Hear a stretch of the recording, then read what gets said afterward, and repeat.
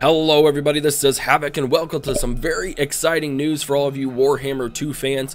CA just released a few minutes ago-ish that they are releasing Warhammer 2 on September 28th of 2017, which is actually at least a couple of months ahead of schedule. I was pitting it somewhere around October, November, definitely not in December, that would have been a little late, but September 28th definitely works for me, so that is when the next installation of the Warhammer game will come out. And not only that, they've also released their awesome looking Serpent God Edition for much like the Dwarven Edition that they released before. So we're going to go over that, and then there's also a FAQ kind of blog article that they did in regard to the Serpent God Edition.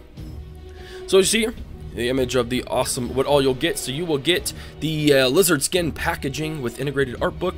Looks like a stone effects puzzle sphere, exclusive canvas campaign, some teeth carvings, which look pretty cool, a USB pendant, some exclusive mini strategy guides, an embossed metal case, as well as a pretty slick looking sticker sheet there. So that's really cool. I like that. The Book of Grudges one was really cool. I didn't get it, but because it's 150 bucks, and that's how much this is as well. But it does look very, very slick.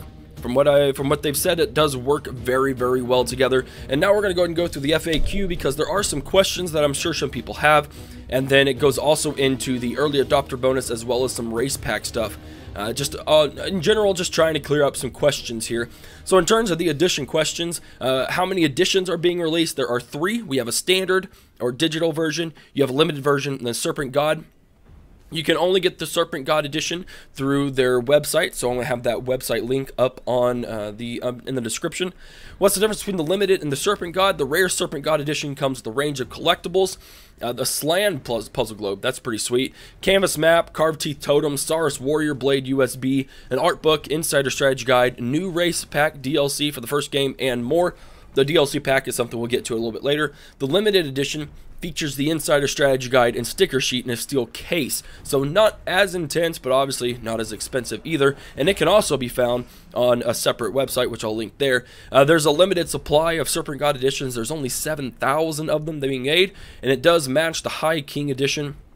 It comes out in various languages, but the early adopter bonus, this is something that I know a lot of people will be questioning. Do I have to pre-order to get the race pack for free? No, it's an early adopter bonus. So if you buy Total Warhammer in the first week after release, you still get it for free, much like they did with the Chaos Warriors in the first installment.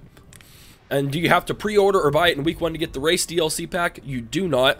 It is simply, you can buy it when it releases or anytime in the future. If you buy it anytime in the future beyond that first week, you will have to pay separately for it. It is just free as a pre-order or first week incentive to do that. Once you buy Warhammer 2, you'll get that if you buy it within the first week. Will reviews be available? Of course, they're going to send it out to journalists and YouTubers, hopefully including myself. We'll have it early enough so we can publish our reviews and campaigns and battles and stuff before, so you can really get a good idea on whether or not it's something you want. And I'm not going to pre-order without knowing what the DLC is. And they said, that's okay. We will show you very soon, and you'll have plenty of time to get it for free if you like. So I imagine we'll either get that today, if this goes up before noon, hopefully during E3, if not during E3, hopefully within the next month, I would think, because that's getting on July/August, and they really want to try to get some incentives. Why do you offer bonus for early adopters? This is a big question. We obviously want our games to be played by as many people as possible at launch, so it's useful and very effective for us to award early adopters. We could promote the game's launch through advertising in other ways, but we think that spending marketing on creating content for the game that can then be offered for free is also a good way of promoting it. So those are just some early adopter bonus questions. I know a lot of people had some issues with a Chaos Warrior being free, but, you know, why not have it in the beginning? It's just a business model, guys. That's just simply what it is, and that's all I'm going to get into it with. The Race Pack DLC, but this is really cool because this Race Pack DLC is actually for Warhammer 1, not Warhammer 2. What game is the early adopter race pack for? The race pack DLC is for Warhammer, the first game in the trilogy that's already released, but the new race will also eventually be playable on the extra combined campaign map, which is a whole new massive campaign available shortly after the release of Warhammer 2 and accessible by owners of both games. So of course, going back then, they mentioned they're going to be combining Warhammer 1's map with Warhammer 2's map, but you have to own both of the games in order to play it. They will release it in sort of like a beta phase shortly after release so you guys can see what it's like. And hopefully us YouTubers may be able to get it before beforehand, because it'd be cool to show you guys whether or not it's worth it, what's good about it, what's bad about it, etc., etc. What is in the Race Pack DLC, we will shortly announce what the race is, but it will be a completely reworked faction of the old world, complete with new units, including some unique new monsters, 2 legendary lords, 2 new legendary lords each, with unique skill trees, quest chains, and unique starting positions.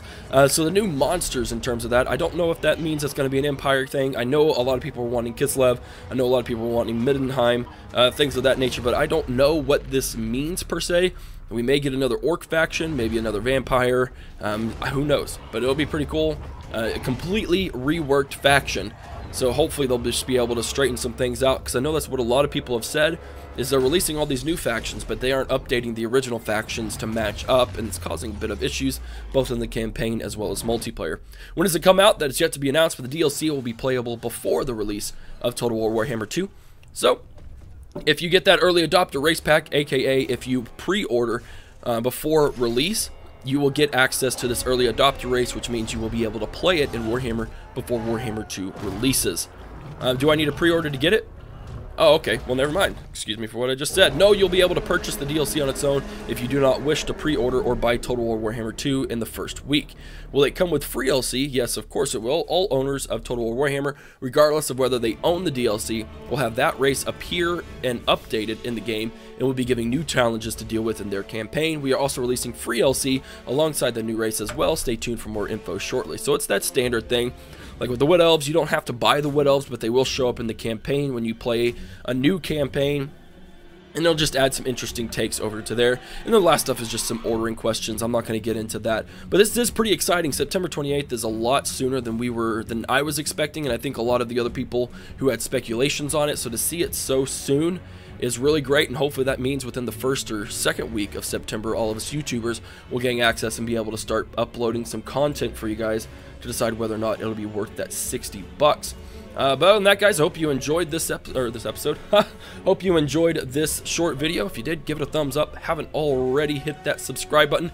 Be on the lookout for more E3 content that releases at 12 noon CST time, and you'll bet there'll be a video about it just as soon as I can get info on it. Other than that, guys, this is Havoc, and I'm out of here. Peace!